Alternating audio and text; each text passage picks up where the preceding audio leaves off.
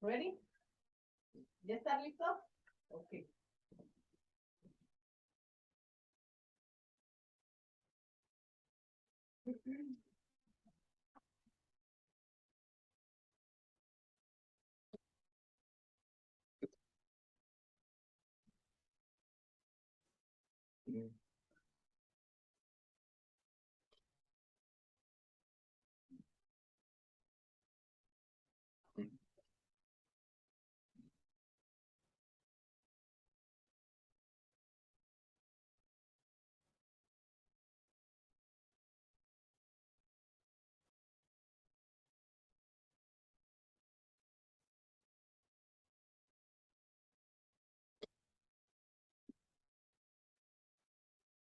Please be patient.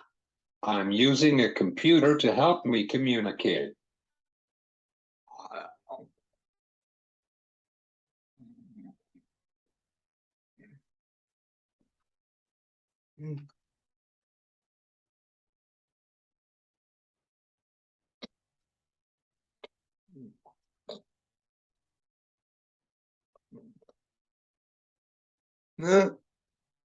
I'm sorry about that, Lauren.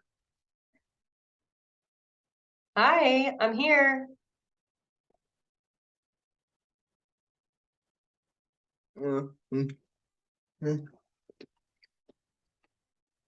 morning to you.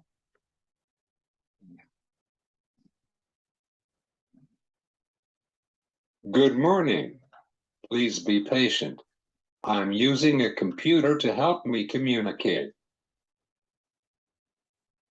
No worries.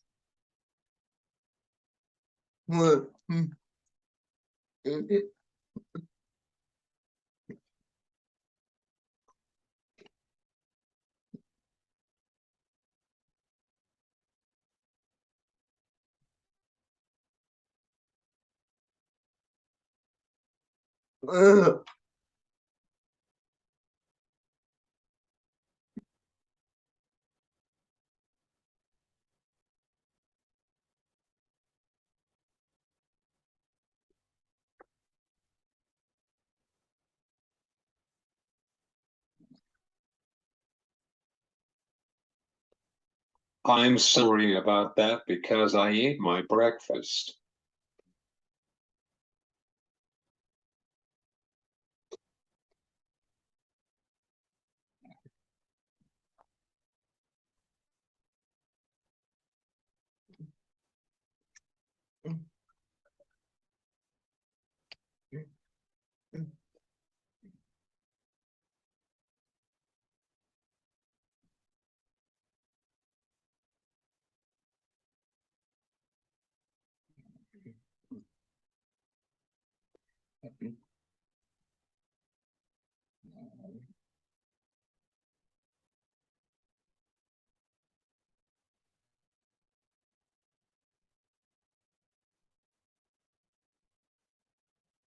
How are you today?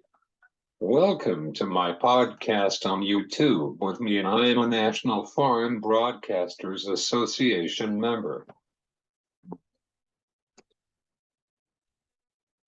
Well, thank you for having me. I am great. It's a Friday morning and the sun is shining.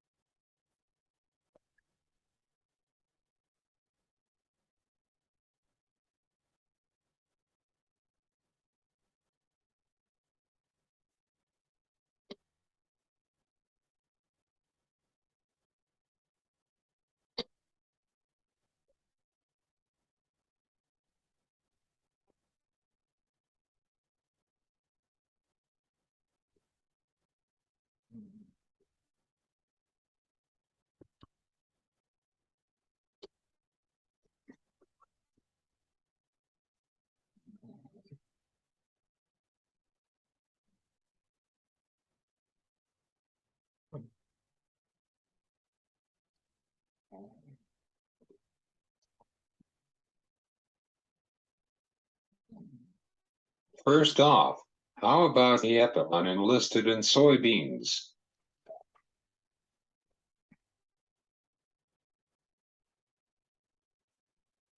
Well, when it comes to EPA and I would say our pesticide registration world, we have been very busy the last several months, frankly, even the last year, I'd say, with different approaches to how products are registered for use in our country.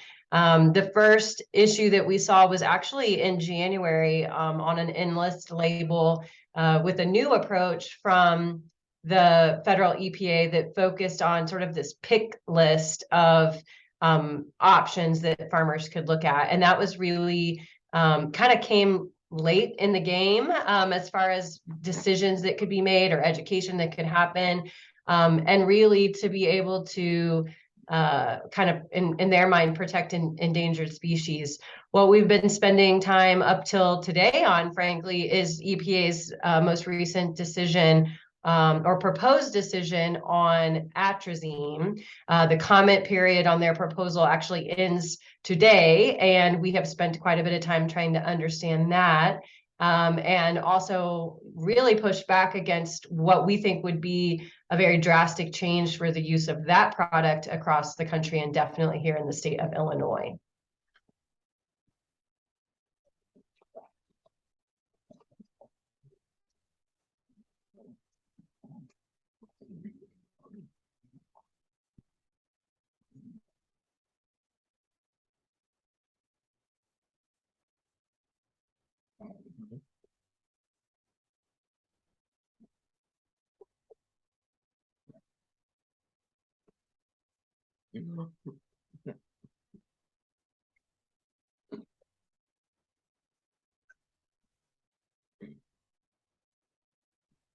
What the heck?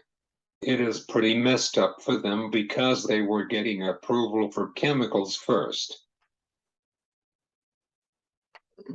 Yes, I would agree.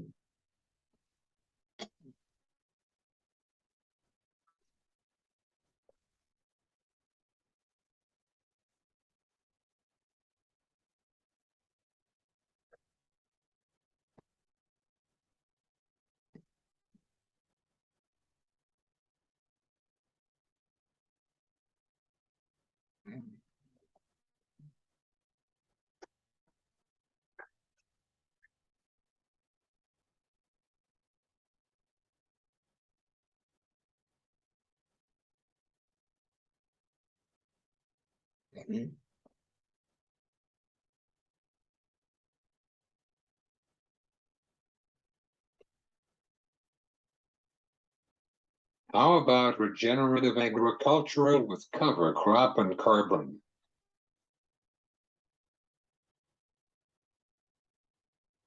That's a great question. So that opens up sort of a world of discussion points as we sit here today. So I believe that the term regenerative ag is something that our farmers here in Illinois are just starting to really pay attention to and to ask, well, what does that mean? And I would compare it to sort of sustainable agriculture that we used to talk about. Well, what does that mean? And kind of moving from that definition of sustainable to regenerative. And actually, on that particular, like, what is it kind of question, we actually have within the Illinois Farm Bureau a topic for out there for discussion in our policy development. But when it comes to sort of cover crops and soil carbon, we've seen an unprecedented amount of interest in that space, both by the federal government in terms of global climate change mitigation, but also corporate America. They, would like to be able to sort of document their carbon footprint and then minimize that over time. A lot to do with sort of environmental and social governance kind of issues and their sustainability reports. And so there is a massive market for soil carbon to sort of offset the corporate world. And it's really almost difficult to keep up with what all of the companies are working on and the why behind it. But no doubt about it, it's something that, I think we're all trying to navigate, really how corporate America goals can really overlie what's happening on the farm.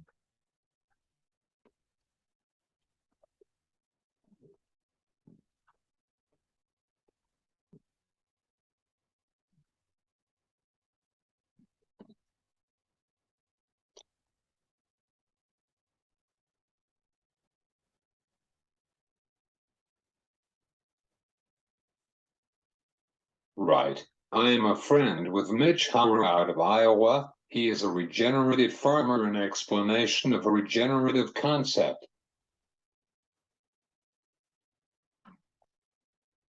Yeah, I know Mitch very well, and I really like to kind of track the work that he and his family, kind of engage on and embark on there over in Iowa.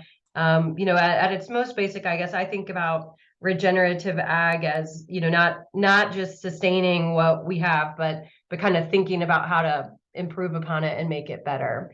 And so yeah, he's doing quite a bit of work in the policy space and also there in the scientific space, just trying to show up within all of those discussions and be that farmer perspective.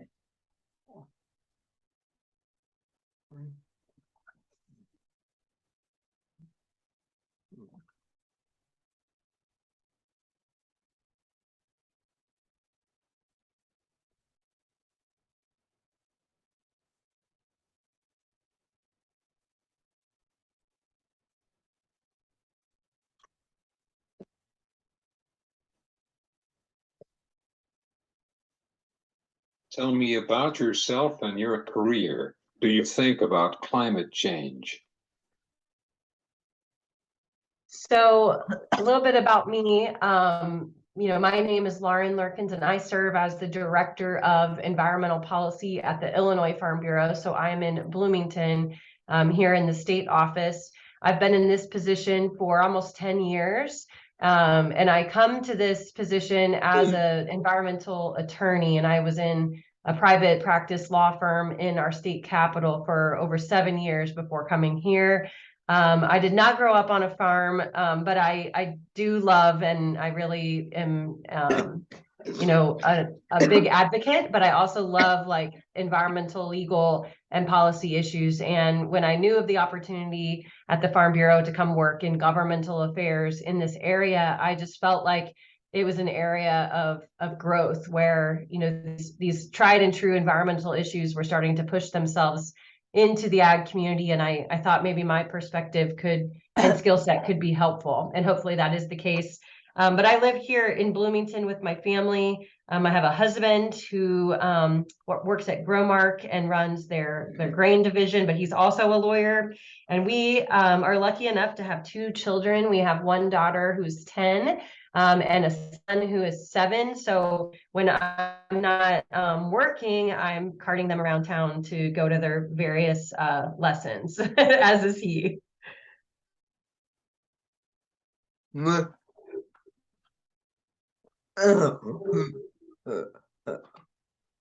I understand.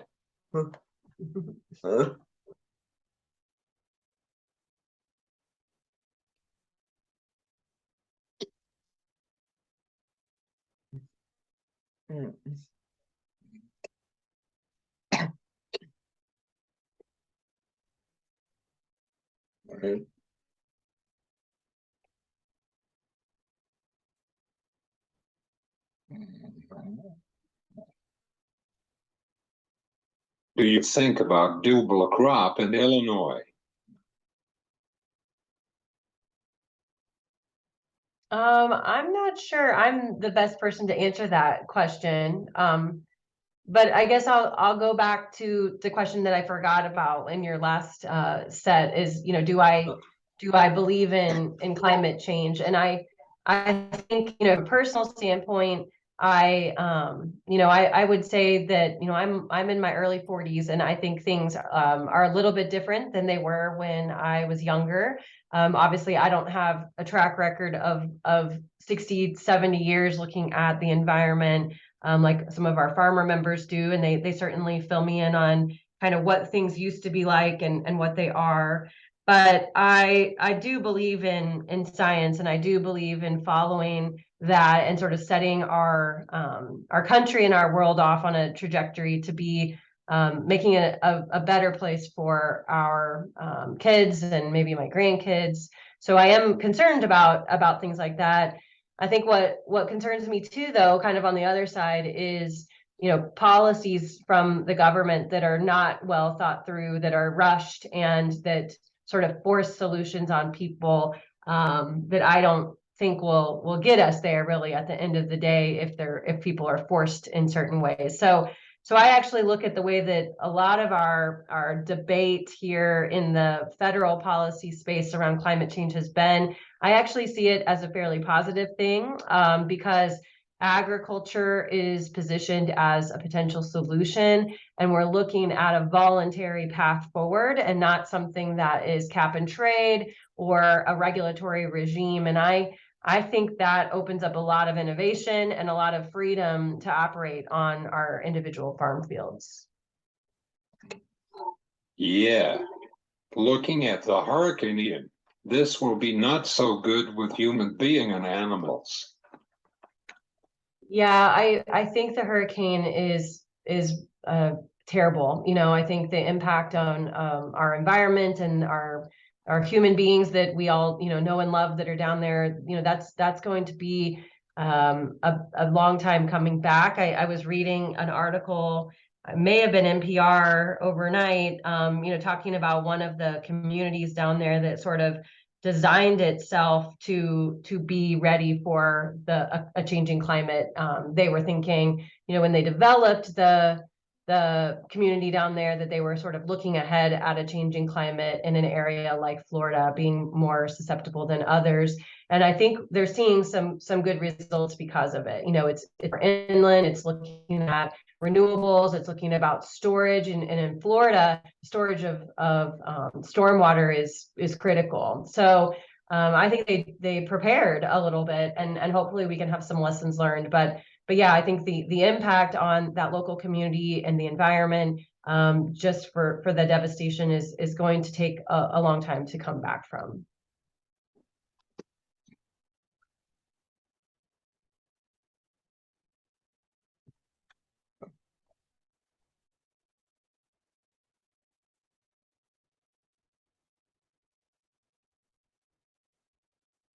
Florida is pretty overpopulation because I just back from vacation in Florida before the hurricane. Yeah, there's no doubt we are seeing more population growth, and I think there's been a lot of news coverage of that too along the coast. I know anecdotally, growing up in Southern Illinois, a lot of the people that are the parents or grandparents of folks that I grew up with, many of them relocated to the Naples, Fort Myers area. So I think, and I love to vacation down there as well. But I understand why people are drawn to it. And I think there is a large population center.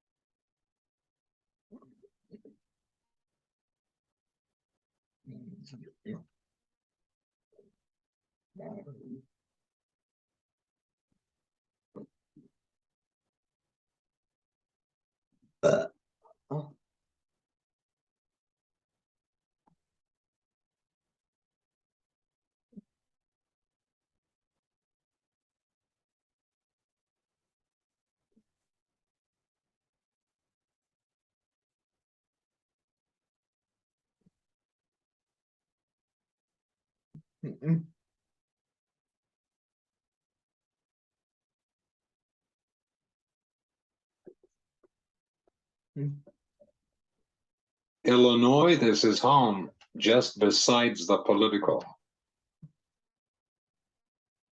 Yeah, we're in the middle of a election year where things get fun everywhere, and we're obviously no different, I think, here in the state.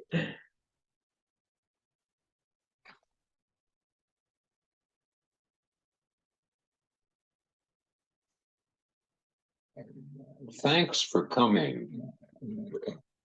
Well, thank you for having me. I hope that I was able to share some fun information with you.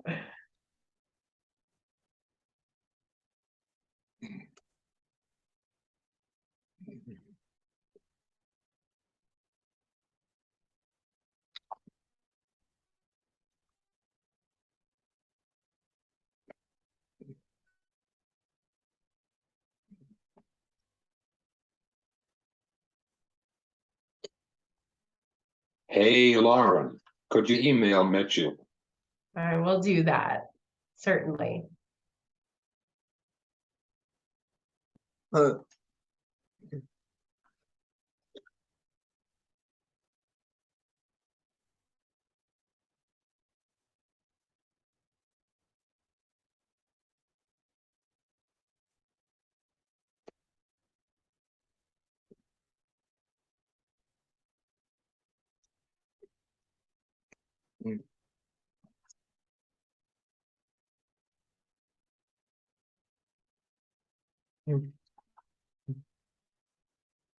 Sounds good. I am enjoying our conversation. Same here. You're welcome to reach out anytime and I can update you on the issues that we're working on for our members. I hope you have a good day.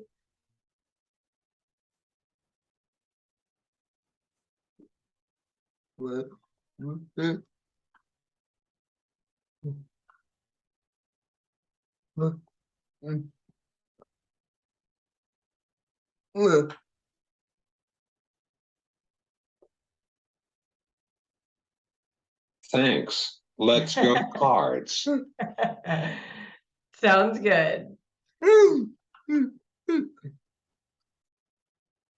All right, thank you. I will talk with you later. Are you okay if I drop off here?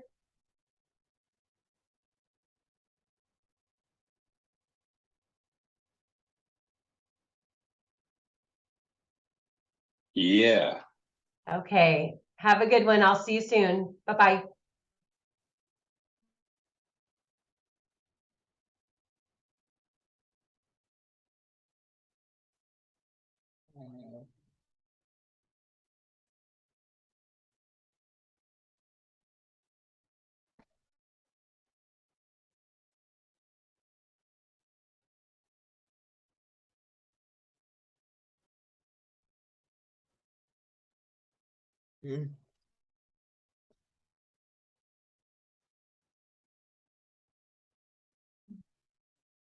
This is Lauren Lurkin from Illinois Farm Bureau.